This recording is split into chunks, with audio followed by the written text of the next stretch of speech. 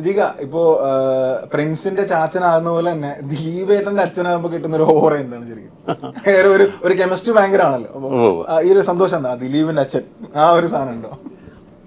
ഒരു give and take ഉണ്ട് അതിനകത്ത്. ഒരുപാട് സീൻസ് നമ്മൾ ഇംപ്രൂവൈസ് ചെയ്ത് ചെയ്യാനും അത് ദിലീപ് മുമ്പ് പറഞ്ഞ പോലെ 100ാമത്തെ സിനിമയിലെ കാര്യസ്ഥൻ എന്ന് പറഞ്ഞ സിനിമയിൽ അങ്ങനെ ഒരു ഹ്യൂമറസ് ആയിട്ടുള്ള കഥാപാത്രങ്ങളല്ല, അത് കുറച്ചുകൂടെ ഒരു ഇമോഷണൽ ബൗണ്ടുള്ള ക്യാരക്ടേഴ്സ് ആയിരുന്നു അച്ഛനും മോനും കൂടെ. തമാശകളില്ല. പക്ഷെ ബാലൻ വക്കീലിൽ വന്നപ്പോൾ വേറെ കൈൻഡ് ഓഫ് അച്ഛനായിരുന്നു. ശരിക്കും പറഞ്ഞാൽ എനിക്ക് അങ്ങനത്തെ അച്ഛനും മോനും കഥാപാത്രങ്ങളുമാണ് എനിക്കും ഇഷ്ടം. പേഴ്സണലി എനിക്കും ചെയ്യാൻ താല്പര്യം അതാണ്.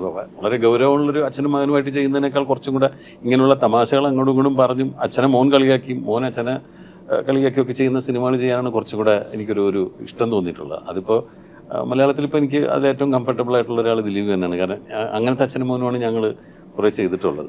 ഇരട്ടിച്ച് തിരിച്ചു വരും.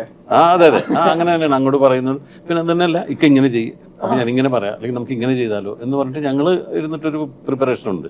അത് കഴിഞ്ഞിട്ടാണ് ഞങ്ങൾ അത് പോയി ഇവരുടെ മുമ്പിൽ അത് പ്രസന്റ് ചെയ്ത് കേൾപ്പിക്കുന്നത്. ഈ കട ഒരു ഹോൾസെയിൽ സ്ഥാപനമാണ്, എന്തും തരും, എന്തും കിട്ടും.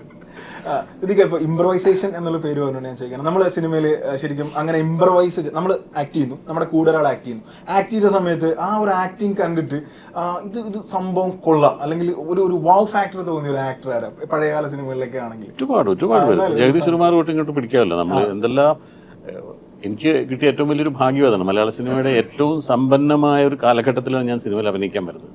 മലയാള സിനിമ കണ്ട എക്കാലത്തെയും ഏറ്റവും മികച്ച നടന്മാർ മലയാള സിനിമ അടക്കി വാഴുന്നൊരു കാലഘട്ടത്തിലാണ് ഞാൻ സിനിമയിലേക്ക് കടന്നു വരുന്നത്. അപ്പോൾ ഞാൻ അഭിനയിച്ച് തുടങ്ങുന്നത് മമ്മൂക്കയുടെ കൂടെ, മോഹൻലാലിൻ്റെ കൂടെ, പിന്നെ അതിങ്ങോട്ട് പിടിച്ചു കഴിഞ്ഞാൽ തിലകൻ ചേട്ടൻ മുതൽ ജഗദീഷ് ശ്രീകുമാർ മുതൽ ഒരുപാട് ആക്ടേഴ്സ് ഉണ്ടായിരുന്നു. അപ്പോൾ ഇവരുടെ എല്ലാം ഒപ്പം നെടുമുടിയോണൻ്റെ കൂടെയും എല്ലാവരും സാറ് തിലകൻ ചേട്ടൻ എല്ലാവരുടെയും കൂടെ അഭിനയിക്കും. ഇവരെല്ലാം ഓരോ കാര്യങ്ങൾ പറഞ്ഞു തന്നും പഠിപ്പിച്ചാണ് നമുക്ക് എന്തെങ്കിലും വളർച്ച ഉണ്ടായിട്ടുള്ളൂ. അപ്പോൾ ഇവരെല്ലാം ഒരു സീൻ വായിച്ചിട്ട് അത് നേരെ കയറി അങ്ങനെ പറയുന്ന ആളുകളല്ല.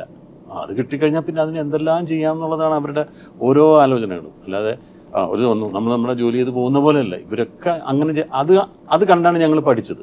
ഇപ്പോഴും നമുക്കൊരു സീൻ കിട്ടിക്കഴിഞ്ഞാൽ ആ സീനിലെ ഡയലോഗ് കാണാൻ പടം പഠിക്കലല്ല നമ്മുടെ ജോലി. ഇതെന്താണ് ഇനി ഇവിടെ ചെയ്യാൻ പറ്റും, അവിടെ ഇങ്ങനെ പറയാൻ പറ്റുമോ, ഇതിങ്ങനെ മാറ്റി പറഞ്ഞാലോ, ഇതിങ്ങനെ എപ്പോഴും മനസ്സിലിങ്ങനെ പ്രവർത്തിച്ചുകൊണ്ടിരിക്കും. അതാണ് നേരത്തെ പറഞ്ഞത്, ദിലീപ് ഞാനൊക്കെ ഇത് കിട്ടിക്കഴിഞ്ഞാൽ നമുക്കത് ഇങ്ങനെ ആക്കാമല്ലോ, ഇങ്ങനെ ആകുമ്പോൾ കുറച്ചും കൂടെ നന്നാവില്ലേ.